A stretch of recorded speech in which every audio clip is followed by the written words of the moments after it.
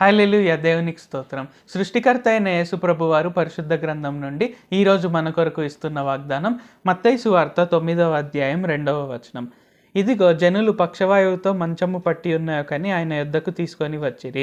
యేసు వారి విశ్వాసం చూచి, కుమారుడా, ధైర్యంగా ఉండుము, నీ పాపములు క్షమింపబడి ఉన్నవని పక్షవాయువు గల వానితో చెప్పెను. సో ఈరోజు వాగ్దానం కనుక చూసుకున్నట్లయితే ఇక్కడ కొంతమంది ఒక పక్షవాయువు గల వ్యక్తిని తీసుకొని వచ్చారనమాట. అయితే అక్కడ జనం అంతా ఉన్నప్పుడు ఏంటంటే వారు పైన ఇంటి పెంకులన్నీ తీసేసి ఆ పైన నుండి అతన్ని యేసుప్రభు వారి వద్దకు ఇంటి లోపలికి దించుతారనమాట. సో ఆ అంటే వారి విశ్వాసాన్ని చూచి యేసుప్రభు వారు అతని పాపాలను క్షమించి అతనికి స్వస్థత అనేది దయచేస్తున్నారనమాట. సో ఇక్కడ మనం ఏం నేర్చుకోవచ్చు? సో మనం ఏమనుకుంటూ ఉంటామంటే మన బంధువుల్లో కావచ్చు, లేకుంటే మనము స్కూల్కి కానీ, కాలేజీకి కానీ, ఆఫీస్కి కానీ వెళ్తున్నప్పుడు సో మన ఫ్రెండ్స్ ఎవరైనా ఉంటే వారు అంతగా మంచివారు కాకుండా మనం ఏమనుకుంటామంటే, ఓకే, నేను ప్రతిరోజు బైబిల్ చదువుతున్నాను, నేను ప్రతిరోజు ప్రార్థన చేస్తున్నాను, నేను మందిరానికి రెగ్యులర్గా వెళ్తున్నాను, నా కానుకలు నేను దేవునికి ఇస్తున్నాను, నేను ఆయనను బాగా స్తుతిస్తున్నాను, ఆరాధిస్తున్నాను, అండ్ అలాగే నేను ఇతరులకు సహాయం చేస్తాను,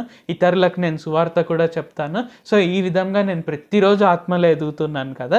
సో నా స్నేహితులు ఎలాగ ఉంటే నా చుట్టుపక్కల వారు ఎలాగ ఉంటే సో ఓకే, నేను పెళ్లి చేసుకునే భార్య కావచ్చు, లేకుంటే ఆడవాళ్ళకైతే భర్త కావచ్చు, ఎలాగ ఉంటే నేను బాగున్నాను కదా అని అనుకుంటుండవచ్చు. అయితే ఇక్కడ చూసుకున్నట్లయితే ఈ పక్షవాయువు కలిగిన వ్యక్తి విశ్వాసంని చూచి యేసుప్రభు వారు స్వస్థపరచలేదు. సో అతన్ని ఎవరైతే తీసుకువచ్చారో అతని సన్నిహితులు ఉండొచ్చు, అతని స్నేహితులు కావచ్చు, లేకుంటే బంధువులు కావచ్చు, మేబీ తెలిసిన వారు సన్నిహితులు ఎవరైనా ఉండొచ్చు. సో ఎవరైతే వారు అతన్ని తీసుకొని వచ్చారు కాబట్టి తెలిసిన వారే ఉండొచ్చు.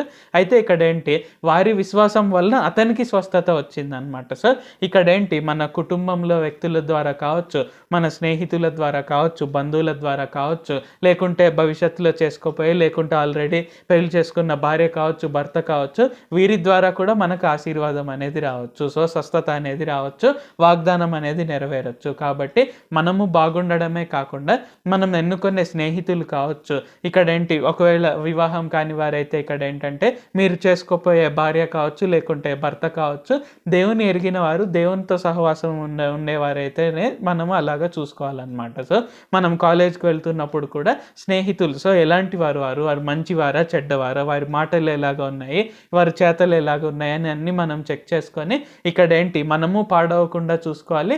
అండ్ అఫ్ కోర్స్ మనం ఒకవేళ అన్యజనులు అయినట్టయితే సువార్త ప్రకటించడానికి చూడాలి. అయితే ముఖ్యంగా మనం మంచివారినే ఎన్నుకునే విధంగా, మనం చుట్టూ ఉండే విధంగా మనం చూసుకోవాలి. ఎందుకంటే ఒక రకంగా మనము విశ్వాసంలో ఎదుగుతాము, అండ్ ఉన్న విశ్వాసం కూడా పోకుండా ఉంటుంది. ప్రార్థించుకుందాం. ప్రభువా, దేవా, సర్వాధికారి, మాకు ఇంకొకసారి ప్రార్థించుకునేందుకు అవకాశం ఇచ్చినందుకు వందనాలు తండ్రి. మీరు మా కొరకే చేసిన ప్రతి ఒక్క మేలుని బట్టి మీకు వందనాలు, స్తుతులు, స్తోత్రాలు తండ్రి. ఈరోజు వాగ్దానంని బట్టి వందనాలు తండ్రి.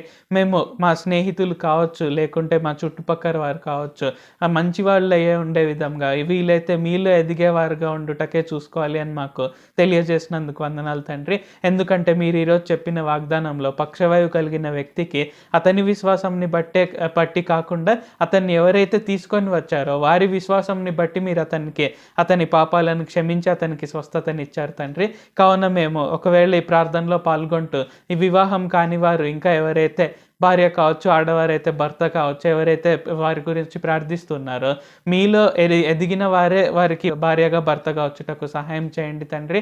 అండ్ అలాగే వారు కాలేజ్కి కానీ, స్కూల్కి కానీ, లేకుంటే ఆఫీసులకు కానీ వెళ్తున్నప్పుడు వారి స్నేహితులను వారు కరెక్ట్గా ఎంచుకొనుటకు సహాయం చేయండి.